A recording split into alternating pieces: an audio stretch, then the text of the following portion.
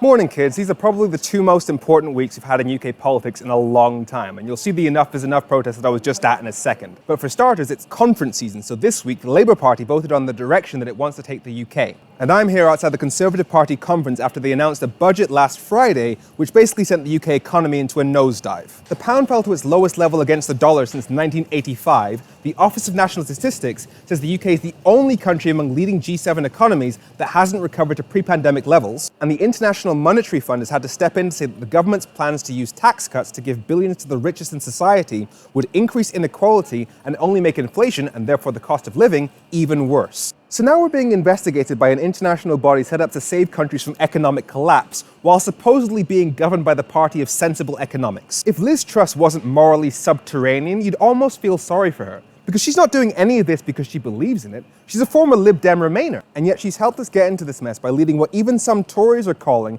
the most right-wing government the UK has seen in over 100 years. So, you know, before women could even vote like men, and before the creation of the National Health Service. You know, the good old days. So she's betraying every principle she's ever stood for in the hopes of being popular, and her own party still hates her for it. And I say she helped us get into this mess because it's important to remember that she did not do this alone. The Tories would love to blame this all on her. Just like how they still blame Theresa May for the crappy Brexit deal, even though they're the ones who brought about Brexit, had no idea how to negotiate it, and so they tagged her in. Similarly, the UK is up shit creek and in a worse position than other G7 countries because of 12 years of Conservative government. So when Liz Truss is finished squeezing out her contribution to this pile of shit, the Tories would love to make you think she did the whole thing. But they made her Prime Minister, just like they made Boris Johnson Prime Minister. They had a choice of 357 Conservative MPs, and that's what they came up with. So I can only imagine the conversations being had on the other side of this fence about the future of the Conservative Party, because apparently that's the best they have to offer this country. 200,000 COVID deaths, widespread criminality, the worst recession in the G7, and a Brexit that's done more damage to our economy than COVID under Boris Johnson, or currency collapse, IMF investigations, and flagrant class warfare during a poverty crisis under Liz Truss. It comes down to trust. People deserve to be able to trust that their government is doing everything they can to help them. And this government keeps saying that they're not focusing on economic equality via wealth redistribution because their top priority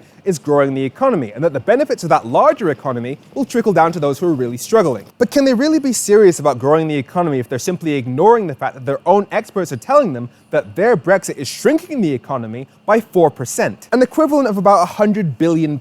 So if they're not growing the economy and the UK is set to have the slowest growth among the G20, then all you're really left with is open hostility against the very concept of equality. Because they have the money to give £45 billion of tax cuts to the richest in society, and yet the poorest are left to rot. And these aren't just words. The day before the Conservative Party conference opened, I attended the Enough is Enough campaign here in Birmingham to see how their policies were affecting people here on the ground.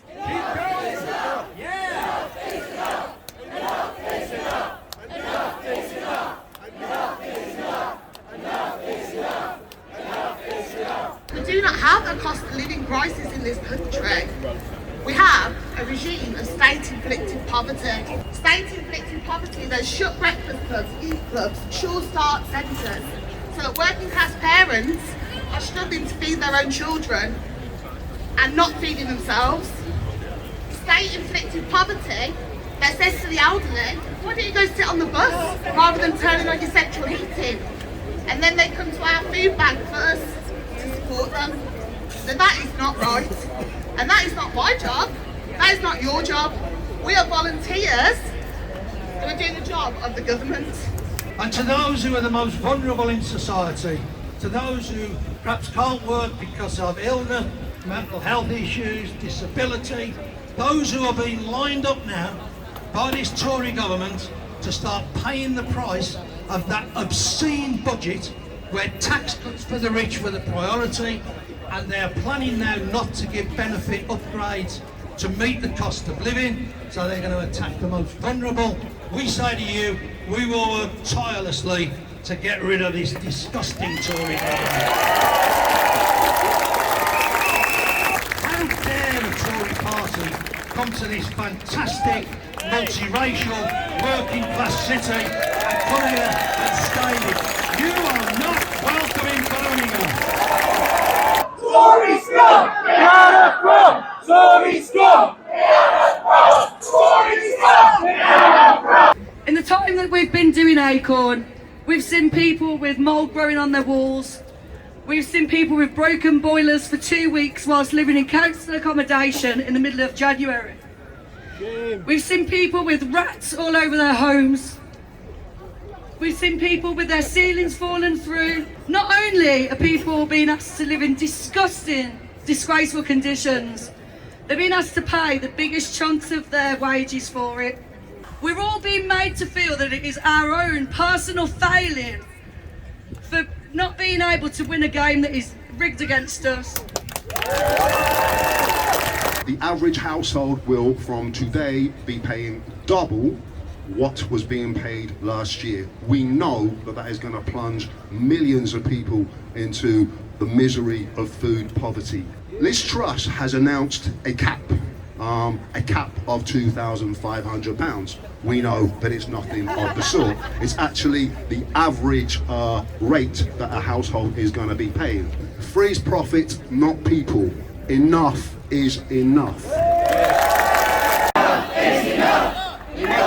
The Enough campaign is a lot of what we are talking about here in the Green Party, especially for those in the black and brown communities, which I represent as the chair of Greens of Colour within the National Green Party. Liz Truss is just showing the true colours of the Tory party. She does not care about the working class. She does not care about the poor. She does not care about raising the basic standard of living.